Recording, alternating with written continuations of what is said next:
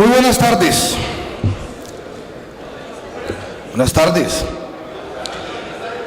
No, me complace realmente, doctor Juan Carlos Rodríguez, director ejecutivo, presidente de Colfecar, estar hoy aquí esta tarde en su 40 Congreso.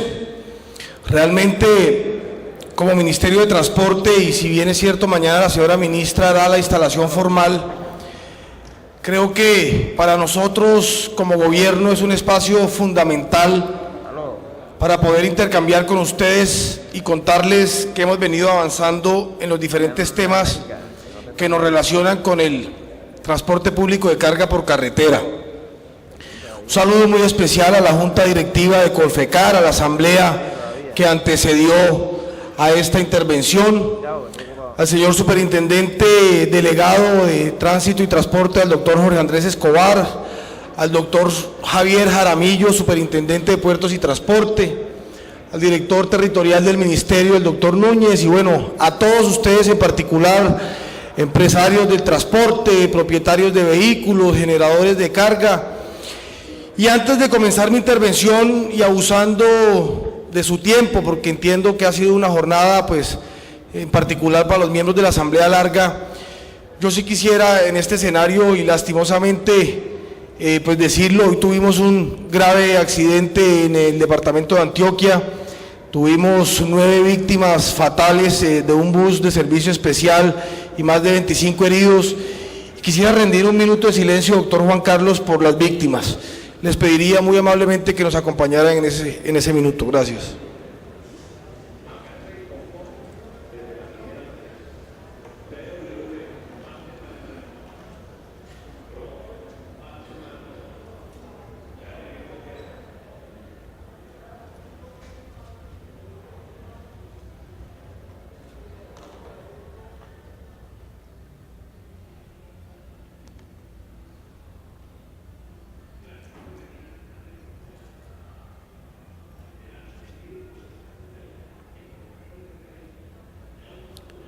Muchas gracias a todos ustedes, y desde el gobierno le enviamos a los familiares de las víctimas nuestra sentida condolencia.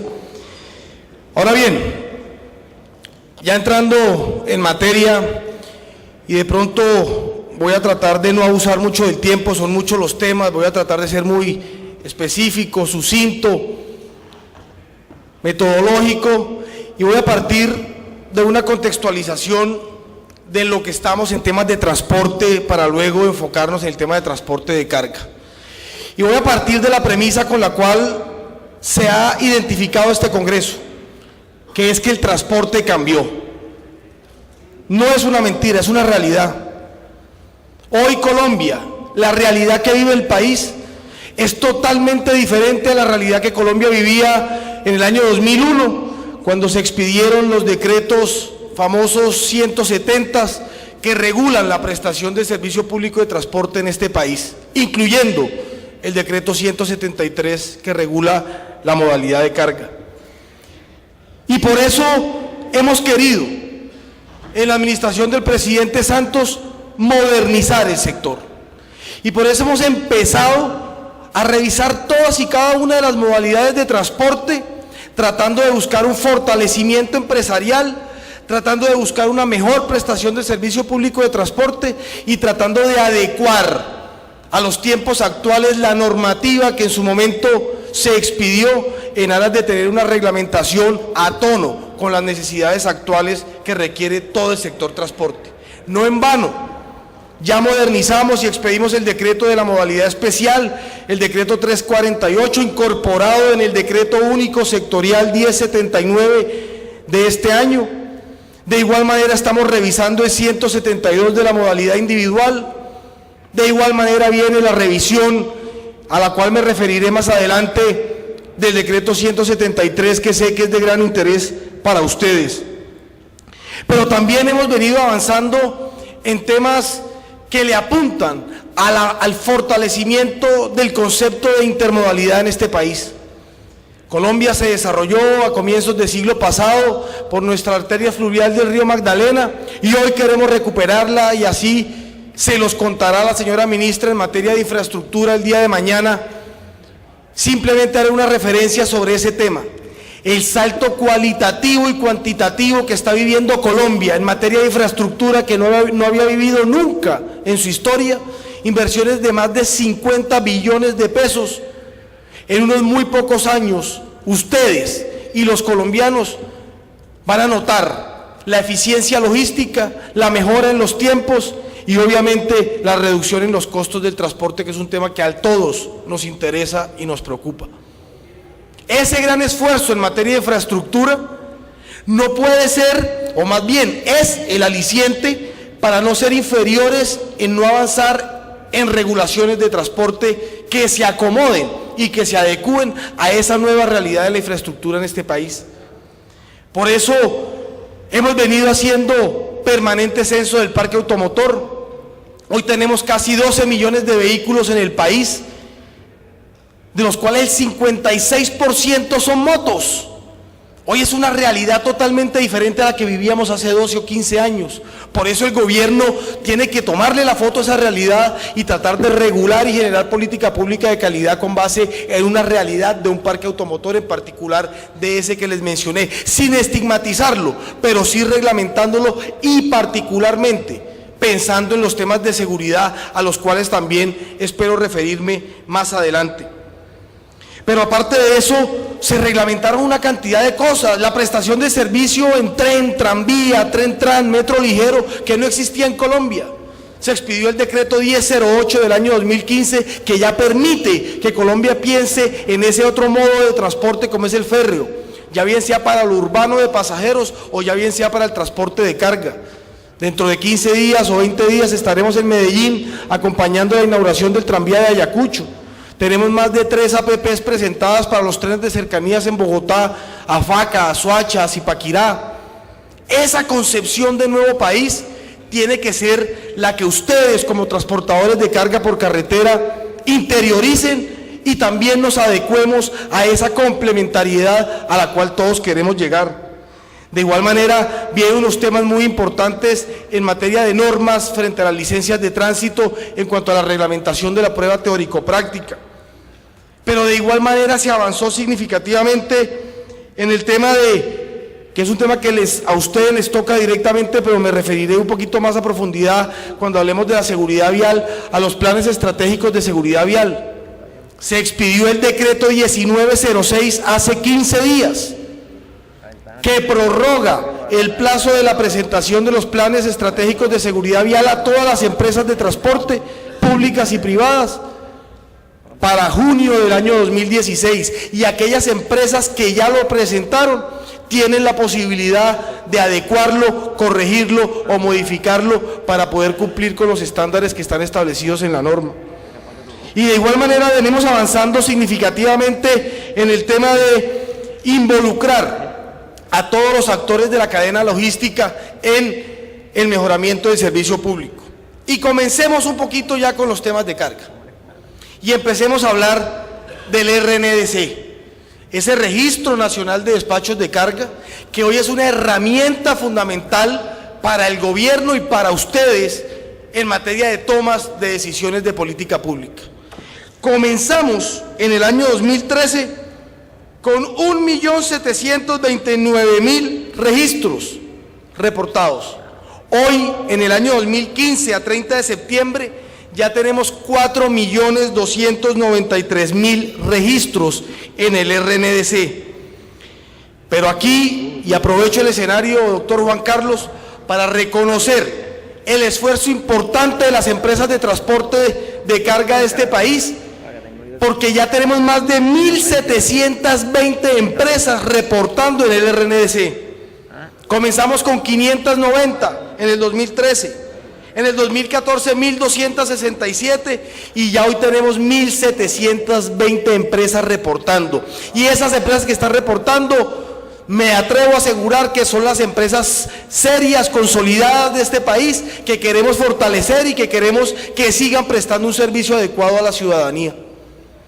Pero también hemos exhortado y hemos solicitado, pero hemos también obligado a los generadores que tienen una obligación normativa de hacer ese reporte del RNDC.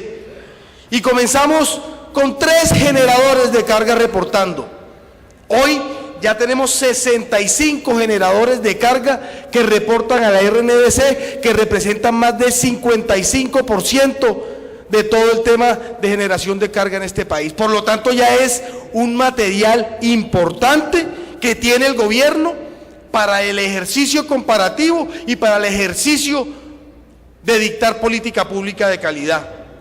Claro, cada día seguirá fortaleciéndose, cada día seguirá ampliándose el componente tecnológico del RNDC para que haga parte del famoso CICOT que tenemos en este momento con la Universidad Nacional como centro inteligente de control de tránsito y transporte en este país, que nos sirva de estudio de referencia. Si estamos reportando lo que es, si estamos movilizando la carga que es, si estamos cumpliendo los tiempos, que de alguna manera permita hacer ese seguimiento en los cuales de alguna u otra manera tenemos un flujo de información importante. Claro, ustedes me dirán, la situación que hoy pasa el transporte de carga en este país no es la mejor, de acuerdo. Y estamos trabajando todos, y a eso también los exhorto hoy, a que sigamos trabajando de la mano, sector público, sector privado, todos los actores de la cadena, para que ese aumento que hemos tenido este año, lastimosamente por el fenómeno dólar, de casi 4.1% en los temas del índice de costos, pues lo podamos mitigar con diferentes variables. La curva y la parábola dinámica de la economía nos indica en los últimos 4 años que ese ejercicio ha sido de sube y baja. En noviembre del 2013 tuvimos un decrecimiento del 0.7% en los costos y luego del 0.2%, es decir, no había aumento. Teníamos unos índices macroeconómicos que le convenían a la economía del país en materia de valor del precio del combustible o del petróleo, situación económica de los vecinos un poco más estable, y también me referiré a los vecinos más adelante porque sé que hay mucha inquietud sobre ese tema y hemos actuado sobre ese tema, pero de alguna u otra manera lo que tenemos que avanzar es en tener los ejemplos que ya hemos consolidado, a los cuales también se referirá la ministra mañana, pero quiero hacer simplemente una breve enunciación de que trabajando de la mano podemos articular una política logística eficiente. Por ejemplo, la del corredor de Buenaventura, con ocasión del cierre y de la finalización de la vía. Todos éramos demasiado pesimistas, y me incluyo, pero le dimos la vuelta y realmente hoy es un ejemplo de corredor logístico articulado en cabeza de un gerente cuya facultad no es otra de interlocutar permanentemente con todos los actores de la cadena logística. El gobierno se puso a la camiseta, puso a trabajar las 24 horas sus entidades, la DIAN, el INVIMA, el ICA, y empezamos a generar y a darnos cuentas. Hoy precisamente se cumple ya el primer 1.000.000 de metros cúbicos movilizados en ese corredor de los 4 millones que se tienen que movilizar, cumpliendo por encima los estándares establecidos. Tenemos mayor número de vehículos por paso peaje en ese corredor durante la restricción frente a un mismo periodo del año anterior. Es decir, encontramos el camino de buscar eficientemente fórmulas articuladas entre los propietarios, los conductores, las empresas de transporte, eso sí, actuando en ese comité de seguimiento, en ese corredor logístico. Y ya que hablo del corredor logístico, también les cuento que muy pronto, próximamente, yo creo que esta semana, tendremos la gerencia del corredor logístico del corredor de Cúcuta, norte de Santander, hacia el tema de la costa, con ocasión del tema del carbón. Y yo también quiero aprovechar este escenario, doctor Juan Carlos, para reconocer públicamente a las empresas de transporte que se comprometieron con ese favor, por decirlo de alguna manera, o esa solicitud que hizo el gobierno nacional de apostarle a que el carbón que se produce térmico en norte de Santander pueda salir por los puertos colombianos y no por los puertos venezolanos. Les agradezco a esas empresas que se la están jugando. No es fácil, Consolidar ese mercado y ese corredor logístico tiene muchas dificultades, más cuando competimos con variables que pesan tanto en la canasta de costos de ustedes como es el tema de combustible. Y mitigar esa diferencia tan grande de lo que Venezuela ofrece a lo que nosotros ofrecemos no es fácil, pero el gobierno se la ha jugado y con recursos, en cupos de combustible, en disminución de tarifas de peaje, en disminución de tarifas fluviales, de tarifas férreas, en operación nocturna del tren. Pero yo entiendo que nunca va a ser suficiente y va a haber un esfuerzo muy importante, no solo de los productores de carbón, sino de ustedes como empresas de transporte, que son el eslabón fundamental, no solo de ese corredor para el tema de carbón, sino para todo el transporte de mercancías en este país. Por lo tanto, nuevamente les agradezco a ellos, a esos que están muy consolidados. Y saben que han surgido de todas estas mesas, de los escenarios que hemos tenido con el doctor Juan Carlos en Colfecar al interior del observatorio, con varios de ustedes que hemos tenido reuniones, y creo que Colombia hoy ya está preparada para dar un paso hacia adelante en materia de reglamentación de los bitrenes. Estamos construyendo infraestructura que permite esa operación, y el compromiso que ha asumido este gobierno, la ministra, y las instrucciones que tenemos, es que antes de finalizar el año podamos tener el ejercicio de benchmarking internacional inicial latinoamericano para saber cómo están los países en materia de reglamentación, y creo que podemos dar un paso hacia adelante en materia de bitrenes de 19.2 metros para pasar de 35 a 52 toneladas, casi un aumento del 46% de la carga, y eso obviamente en eficiencia logística va a significar muchas cosas importantes para este país. Estamos acabando de consolidar el estudio, ya Invías creo que se metió y se puso la camiseta, igual la ANI, y el ministerio va a liderar ese proceso, y por eso lo anuncio aquí públicamente, porque es un paso que vamos a dar antes de culminar este año 2015. Pero también déjenme hacerle referencia a otros temas varios que le apuntan a esa consolidación logística, pensando en eso, en ese reto de ser más competitivo. En diciembre, y ya está contratado, la elaboración e implementación del portal logístico colombiano, que comenzará en el año 2015 con el corredor Bogotá-Barranquilla, pero que en el año 2016 ya se apropiaron los recursos para incorporar el resto de corredores logísticos que están reglamentados en el decreto del 2014. Portal logístico que incluirá una información que va a ser de gran valía para ustedes, para los transportadores, para los conductores, para los generadores y para el público en general. Información de puertos, de aeropuertos, del estado de las vías, de las zonas económicas especiales, de las zonas francas, de las líneas férreas, de los ejes fluviales, de los servicios logísticos de interés, de los peajes, semáforos, de una conexión con el RNDC, de las básculas, los índices de desempeño logístico. Es decir, un portal que va a servir de referencia para que cuando usted inicie su trayecto sepa qué consultar y qué herramienta tiene. Creo que hoy esa tecnología tenemos que ponerla a disposición de ustedes, y es lo que está haciendo el gobierno nacional con el portal logístico colombiano, que en diciembre estará completamente listo, diseñado para el corredor inicial de Bogotá-Barranquilla. Pero de igual forma, hay un proyecto que ya está en ejecución y que se viene trabajando con el contratista, del cual se ha hablado hace mucho tiempo, pero nunca se había materializado, que es el denominado InSight, que es el proyecto de enturnamiento de las 4 grandes ciudades portuarias del país, Barranquilla, Cartagena, Santa Marta y Buenaventura, para integrar todos los sistemas de enturnamiento en uno solo, y puedan los conductores, los transportadores y las empresas buscar mayor eficiencia, no solo en la llegada a puerto, sino en los aspectos de movilidad en las ciudades. Pensábamos hacerlo solo con el puerto de Buenaventura como proyecto piloto, pero quisimos ser mucho más ambiciosos, y ya van a involucrar a las 4 ciudades. Tenemos visita a Buenaventura la próxima semana, y seguiremos así las semanas restantes a los diferentes puertos, porque muchos de ellos ya tienen su propio sistema de enturnamiento, pero la idea es que exista una transparencia de todos ellos y puedan ser consultados por todo aquel integrante de la cadena que quiera consultarlo. Estandarizaremos esos sistemas de enturnamiento, mejoraremos la información a los conductores.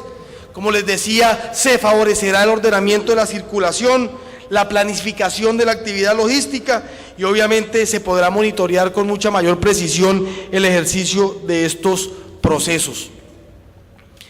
En materia de relaciones económicas, si bien es cierto, la herramienta de CICETAC es una herramienta que tiene unas limitaciones.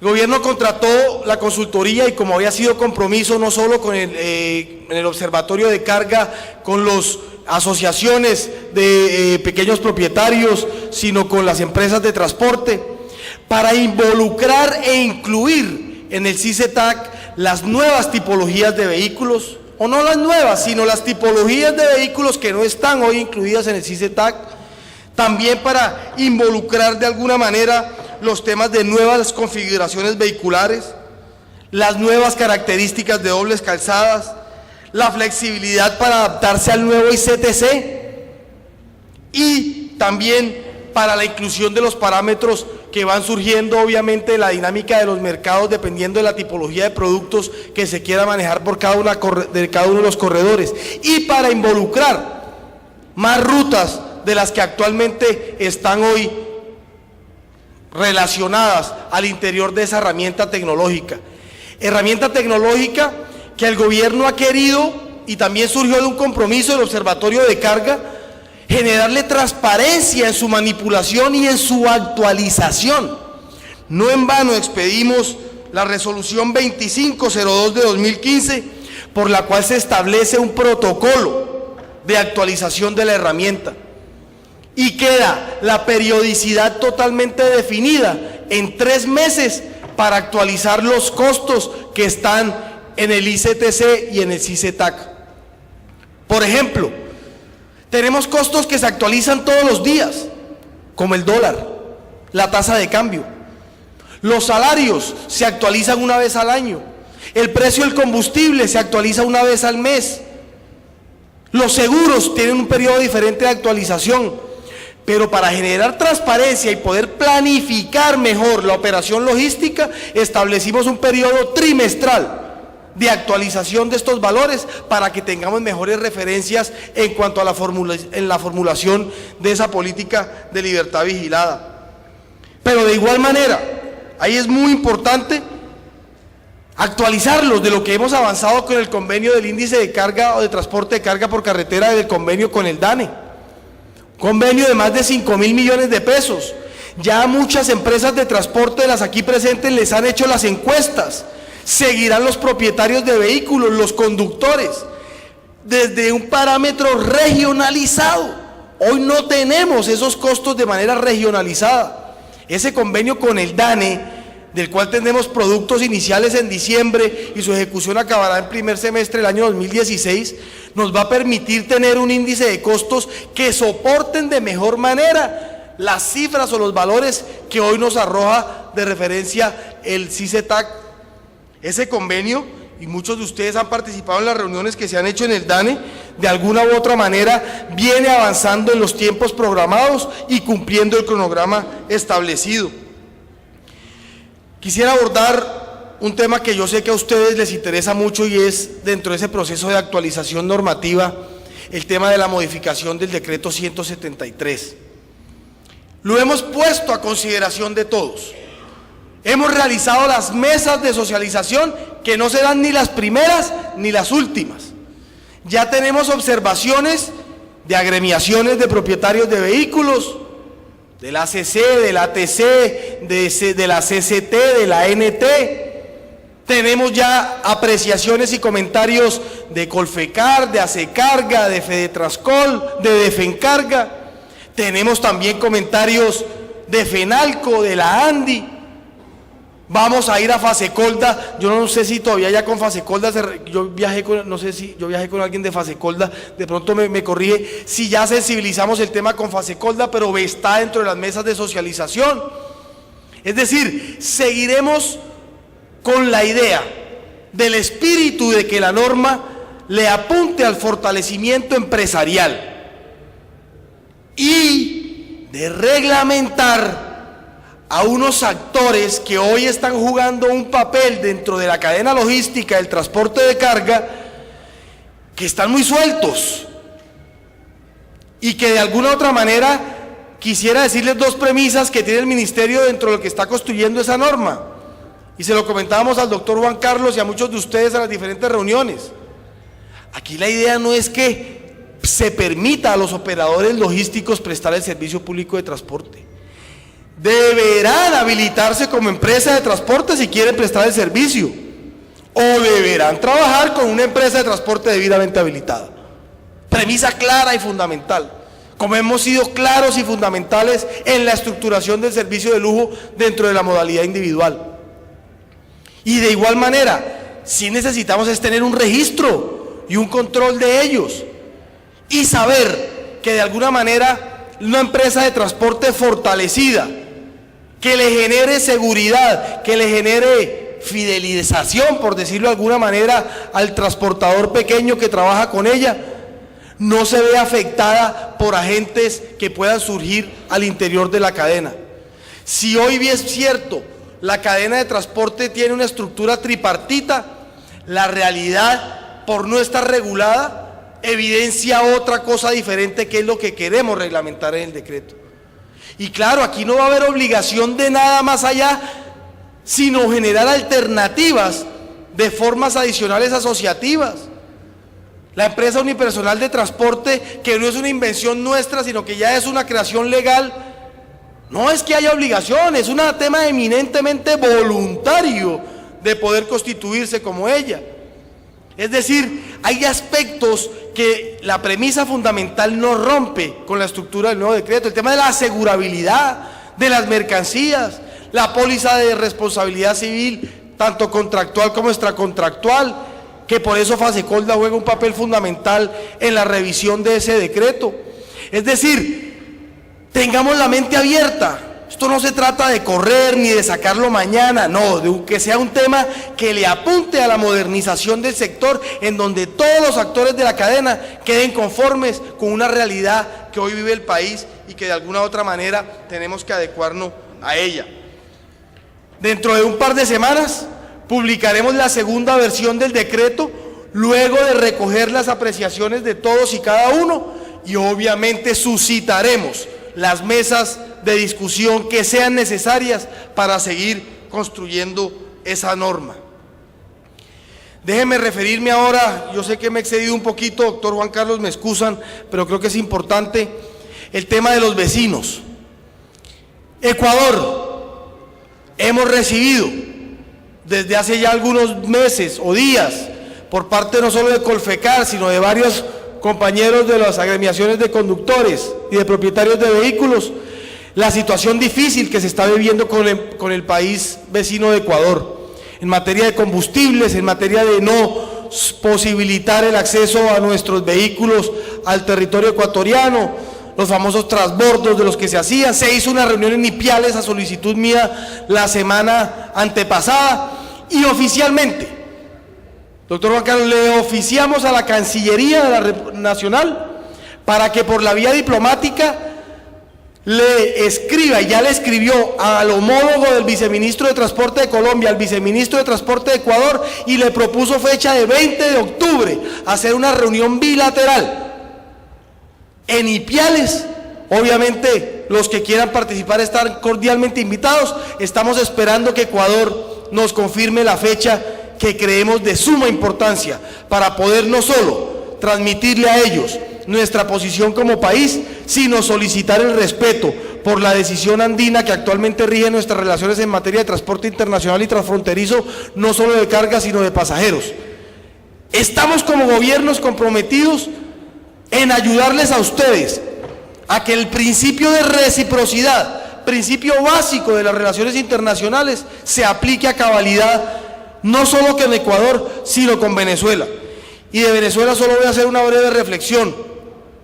15 días antes de que se cerrara la frontera, me senté con el embajador de Venezuela en Colombia, porque permanentemente ustedes, todos, en particular nuestros conductores, nuestros amigos transportadores de Arauca, de Norte de Santander, de La Guajira, nos hablaban del trato discriminatorio que tenían los transportadores colombianos, y la petición que le hicimos al señor embajador fuera la reunión bilateral con el homólogo de Venezuela para poder solicitar y pedir en un acto de soberanía ese principio de reciprocidad, y a los 15 días nos cierra la frontera. Pero por eso seguimos avanzando y recogiendo algunas inquietudes que también nos han planteado después del cierre. Por ejemplo, y eso aquí puede haber opiniones diversas, hay muchas empresas colombianas que tienen vehículos de placa venezolana, hay muchos que se quedaron de aquel lado y que quieren regresar de placa colombiana. Esas gestiones las estamos haciendo y nos ponemos a su disposición para poder coadyuvar, si alguien tiene vehículos de ese lado de la frontera, de poder regresarlos a través de la Cancillería a territorio colombiano. No es fácil, pero como lo ha dicho el señor presidente Santos, que es un tema que él maneja con la canciller, tenemos desde el punto de vista de los diferentes sectores que trabajar para que el respeto obviamente por los derechos humanos y para que el respeto por las condiciones de nuestros transportadores se cumplan a cabalidad.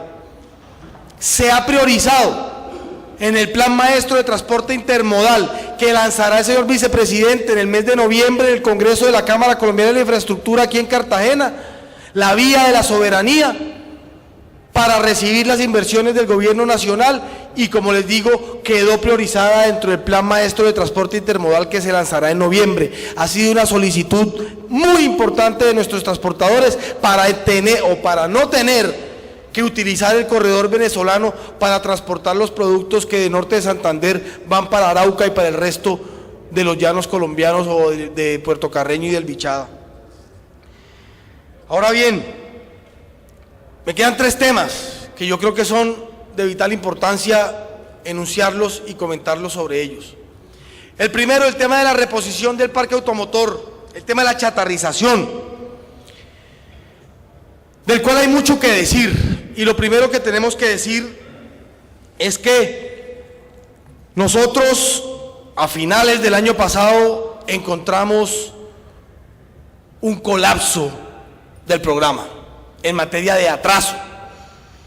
Más de 3.500 postulaciones represadas. Y nos lo hicieron ver y éramos conscientes de ello. Implementamos un plan de choque en el mes de marzo, mes de febrero, finalizando marzo, abril, en mayo, a finales, teníamos ya casi abarcadas 2.500 de las postulaciones que venían de los años 2012, 2013, 2014, y hoy podemos decir que estamos prácticamente al día, que tenemos implementado al interior del programa, fortalecido con nuevo personal. Claro que sigue habiendo dificultades, pero son dificultades ya que están o plasmadas en la norma o que son propias de la interpretación de los actores de la cadena del proceso de chatarrización. Claro que hay factores que ustedes vieron hoy una página del Tiempo que salió sobre el tema de los problemas que ha tenido ese programa a nivel nacional. Claro, el ministerio tiene que seguir en la medida en que encuentre irregularidades, poniéndolas en conocimiento de las autoridades competentes, y ellas tendrán que hacer su labor, porque no podemos permitir. Las demoras implicaban, y además hayan caído también propios funcionarios del ministerio, que nos duele, pero digamos que dura lex sed lex, les deberá aplicar a todos y cada uno que no cumplen a cabalidad ese propósito. Pero de igual manera creo que hoy los recursos apropiados, que también aprovecho el escenario por si existe duda o inquietud, los recursos del COMPES 3758 o 3578, si me escapa la memoria, están asegurados en las diferentes vigencias. Que aquellos recursos que no se alcancen a ejecutar en una vigencia porque no hay el número de postulaciones suficientes para agotar los recursos, se reprograman para después del año 2018, que es la vigencia que tiene establecida el COMPES, para el año 19 y 20. Ahí está la plata. Mire el plan de choque para lo que ha servido. El año pasado ejecutamos 49.000 millones de pesos y nos tocó reprogramar el saldo de los 160.000 que teníamos aproximadamente este año. 247.000 millones, pero ya llevamos ejecutados casi 80.000 y vamos a terminar ejecutando casi 100.000 millones de aquí a diciembre. Sí se puede, pero esto es de la voluntad de todos. Claro, empiezan a jugar unas variables de mercado. Si el año pasado la gente o el propietario de vehículo optaba por la reposición, con la cual el incentivo es menor, ese incentivo de 17 o de 35 millones, hoy la gente por varios factores, los amigos camioneros, los propietarios de vehículos están optando por la desintegración, por el reconocimiento económico. ¿Eso nos lleva a qué? Como se reconoce un mayor valor, que además se actualizó y se indexó mediante la resolución 756 o 757, alguna de las dos, ya se reconocen casi 84 millones de pesos, pues nos ha permitido ejecutar mayor número de recursos. Pero la dinámica del mercado cambió también porque la gente ya no está reponiendo por un vehículo nuevo por el fenómeno dólar. Hoy acceder a un vehículo nuevo es mucho más caro y lo reconocemos desde el gobierno, y por eso el mercado del programa cambia y ya no opta por la reposición, sino que pasa al tema de desintegración física y reconocimiento económico. Pero tenemos pensado varias alternativas para potencializar mucho más el tema. Por ejemplo, actualizar también los valores, y lo estamos estudiando, de la reposición, que no quedó incluida en la resolución que indexó los valores de la desintegración o por reconocimiento económico. Pero también en las alternativas del convenio que tenemos con Bancoldex. Hoy tenemos un convenio con Bancoldex que cuando lo cogimos en diciembre o en noviembre del año pasado no se movía. Y a esta fecha de los 25.000 millones ya llevamos 18.000. Porque la gente se fue a pedir su crédito, claro, a una tasa excelente, con garantía del Fondo Nacional de Garantías, también financiada por el gobierno, pero adicionalmente porque posibilitamos que ya no solo comenzamos con hasta 2 vehículos de propiedad, luego pasamos a 4, ya estamos en 7, y a partir del 1 de noviembre se va a permitir acceder a este tipo de créditos no solo para vehículo nuevo, sino para vehículo usado también. Porque es más fácil para un propietario de vehículo modelo 95 dar el salto a un 2005 que dar el salto a un 2015. Por lo tanto, vamos a permitir generar la escalera de que el del 2005 salte al 2015 y el del 95 actualice su vehículo también. Como lo decía el doctor Juan Carlos en alguna entrevista que le leí en estos días, sí, han salido 23.000 carros y nos quedan muchos más. De nuestra estadística que tenemos, que son vehículos que cumplan con la condición de tener más de 20 años, que también la cambiamos, la bajamos de 25 a 20 a finales del año pasado, y que cumplan más de 10.5 toneladas, tenemos aproximadamente 50.000 que son camiones rígidos, y como 15.000 aproximadamente que están o que son tractocamiones, que todavía tienen la posibilidad de postularse. Y estamos trabajando ya en un material POP o didáctico, como quieran denominarlo, para emprender una campaña en todos los peajes del país, en las básculas del país, para promover que de alguna u otra manera estos propietarios accedan a esos beneficios y accedan al programa. Junto con un tema que también juega un papel fundamental, que es el de los vehículos mal matriculados. Y yo aquí tengo que reconocer también muchas iniciativas de los propios gremios del transporte que nos han sugerido al gobierno nacional alternativas para poder combatir el tema de los mal matriculados. Por ejemplo, un saneamiento por reposición. Yo creo que esa va a ser, no la única, pero sí una alternativa importante para avanzar con ese propósito. Y es un compromiso que tenemos que avanzar y que tenemos que fortalecer. La plata está. La plata está. Exhortemos a nuestros amigos transportadores para que promuevan esa modernización del parque. Ahora bien, y como se los he manifestado en diferentes foros, ya se apropiaron unos recursos para el otro año para hacer un convenio realmente técnico y un estudio técnico que le permita al país contar con información de primera mano, pensando en generar en un momento un tiempo de uso de los vehículos. Pero no los estudios que tenemos hoy, que me dicen que en Venezuela, que en Argentina son tantos años, que en Perú tantos, que en Ecuador tantos, sino un estudio que me aterrice las carreteras, el tipo de motor que se utiliza, los rendimientos de vehículos, la topografía del país, la región de cada país, los pavimentos que se utilizan, todo ese sinnúmero de variables que nos va a permitir al final sí tomar o tener un ejercicio claro, técnico, sustentado, juicioso, jurídico, que diga, oiga, en Colombia el tiempo de uso de un vehículo debe ser tal o cual, que vaya aparejado de esa política de acceso y de permisión al transportador de acceder a esos beneficios. Me quedan dos temas. El tema de la seguridad vial. El presidente en el año 2013 les anunció a ustedes que próximamente saldría la ley de la agencia. Efectivamente salió a finales del año 2013, la ley 1702.